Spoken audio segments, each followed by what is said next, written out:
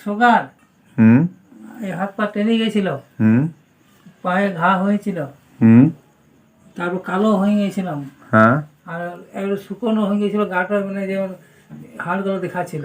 হুম ডাক্তাররা ধরতেই পারেনি হুম যে কি রোগ। হুম হুম টেস্ট করে টোরে এত হয়ে গেছিল, হুম কিন্তু কোনো রকম ধরতে পারেনি। লাস্টে ডাক্তার আমাকে জবাব দিয়েছিল, হুম দিয়ে দিলে যে আর আমি তোমাকে পাচ্ছি না, তুমি অন্য জায়গার ব্যবস্থা করো। হ্যাঁ তখন রোহিত স্যারকে আমি ডাকলাম, হুম আমার ভাইয়ের বন্ধু। হুম সেই আমাকে ভিটামিনস দিয়েছিল, হ্যাঁ আর কলকাতা নিয়ে গেছিল, থেরাপি দিয়েছিল। হ্যাঁ দিয়ে এখন আমি সুস্থ হয়ে গেছি। আচ্ছা আচ্ছা মোটামুটি 1 বছর আমার ওষুধ খাওয়া হলো। আগে এখন আমি কাজ টাজ করতে পারছি। হুম আগে আমি বিছানায় শুয়ে থাকতাম। হুম হুম হুম আচ্ছা তারপরে আমাদের পাড়ার মানুষরা সবাই বলতো যে কি বাঁচবে না আর, হুম হুম কিন্তু আমি এটা জোর জবরদস্তি খেয়ে, মানে কারো কথা শুনিনি, আমি খেয়েছি। হুম তো আমি এখন ঠিক আছি।